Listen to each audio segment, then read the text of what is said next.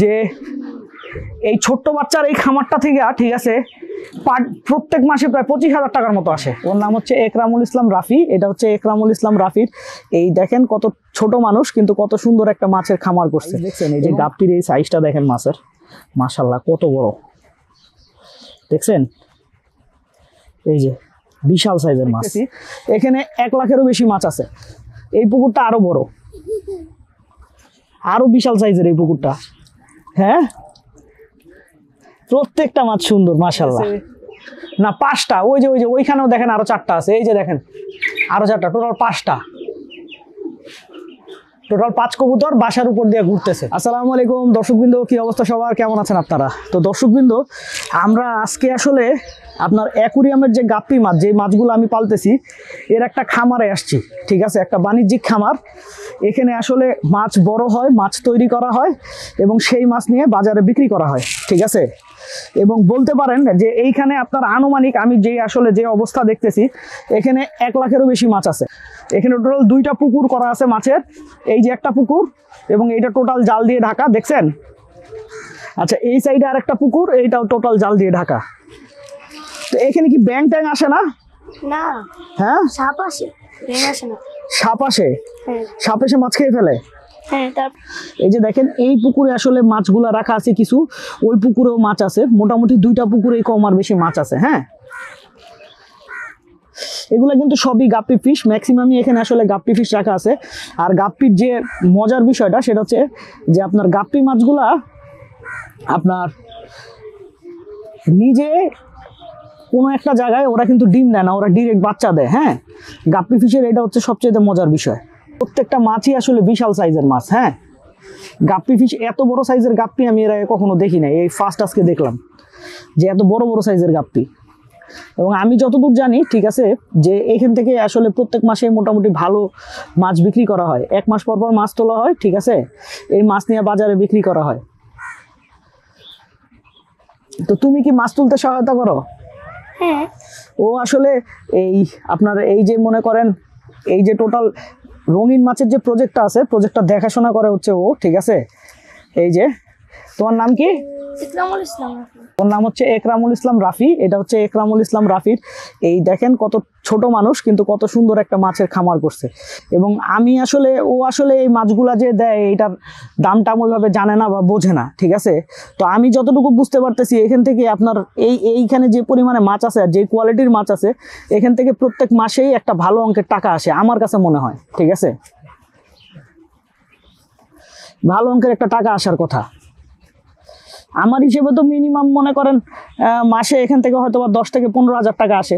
দেখেন ছোট্ট 2টা পুকুর করে মাসে এতগুলো টাকা মনে করেন আনা যায়। ঠিক আছে, এগুলো সব হচ্ছে গাপ্পি ফিশ, দেখছেন?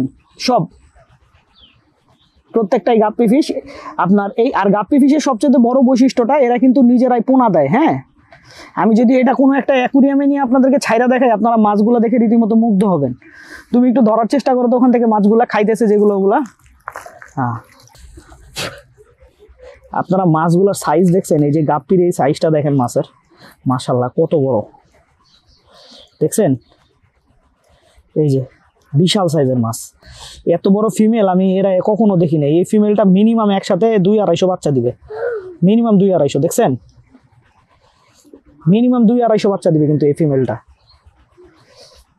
আর এগুলোর সবচেয়ে মজার বিষয় হচ্ছে যেটা এভাবে ছাইরা রাখলে খাবারও তুলনামূলকভাবে কম লাগে। এই যে ছাইরা দিতেছি ওদেরকে, যাও যাও যাও যাও যাও।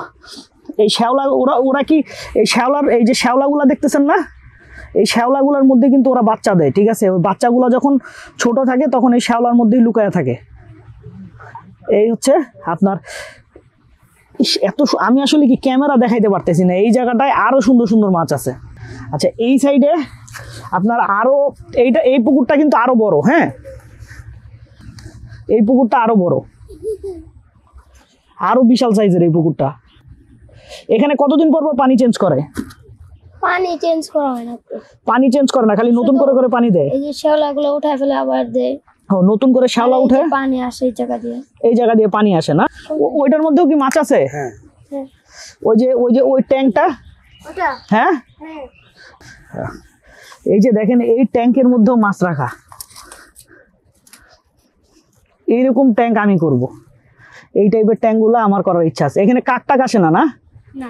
এখানে দেখি কি কি ধরনের মাছ আছে দেখছেন? এখানে অ্যাঞ্জেল ফিশ, গাপ্পি, অনেক ধরনের মাছ আছে। প্রত্যেকটা মাছই কম বেশি অনেক সুন্দর। আমি একটু দেখাই আপনাদেরকে। দেখছেন অ্যাঞ্জেল আর গাপ্পি একসাথে রেখে দিছে। মাশাআল্লাহ, প্রত্যেকটা মাছ অনেক সুন্দর। এখানে কিন্তু অনেক মাছ, আমি দেখাই আপনাদেরকে। দেখছেন? হ্যাঁ, প্রত্যেকটা মাছ সুন্দর মাশাআল্লাহ। কত সুন্দর সুন্দর মাছ, অনেক সুন্দর সুন্দর মাছ। তো যাই হোক, আমরা এখন বাসায় যাব, ঠিক আছে?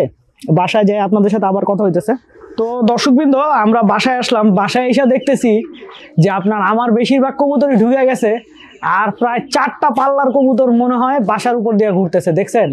এই যে একটা শীষ দিতেছে, না 5টা, ওই যে ওইখানেও দেখেন আরো 4টা আছে। এই যে দেখেন আরো 4টা, টোটাল 5টা। টোটাল 5 কবুতর বাসার উপর দিয়ে ঘুরতেছে।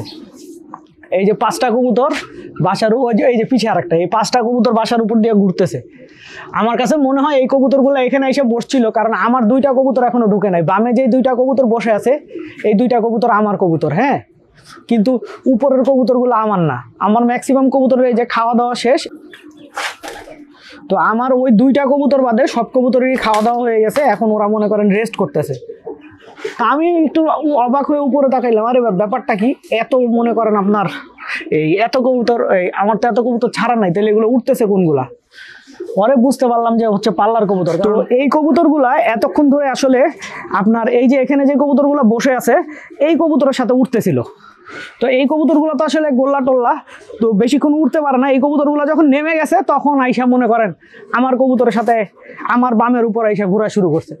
এই যে দেখেন এখনো ঘুরতেছে, নামতেছে না, খালি দৌড়াইতেছে। এই যে দেখেন এখন 3টা আছে, উপরে আবার একটা উপরে উঠে গেছে। আসলে এখন যাদেরই কবুতর পড়তেছে, এগুলো সবই ভালো কবুতর। ভালো কবুতর ছাড়া আসলে, কারণ এখন সবারই একদিকের পাল্লা শেষ, 2 দিক 3 দিকের পাল্লা চলে, অনেকে 4 দিকের পাল্লা চলে। তো যে কারণে হয়তো বা কোনো বেকায়দায় পড়ছে, যে কারণে আসলে কবুতরগুলো এইভাবে আটকে গেছে। অনেক সময় হয় কি, খাবারের কোনো প্রবলেম হলে বা খাবার হজম না হলে কবুতর এমন করে। আর দর্শকবৃন্দ, আমরা যেই জায়গাটায় ছিলাম এতক্ষণ, এই জায়গাটা থেকে আমার জানা একটু বা বলা একটু ভুল ছিল। আমি ভিডিওটা শেষ করার পরে জানতে পারলাম যে এই ছোট্ট বাচ্চার এই খামারটা থেকে, ঠিক আছে, প্রত্যেক মাসে প্রায় 25,000 টাকার মতো আসে। আমি তো শুনে রীতিমতো অবাক। জাস্ট এই এতটুকু জায়গায় মাছ চাষ করে মাসে 25,000 টাকা কিন্তু বিশাল বড় বিষয়, ঠিক না? এই এতটুকু জায়গা থেকে।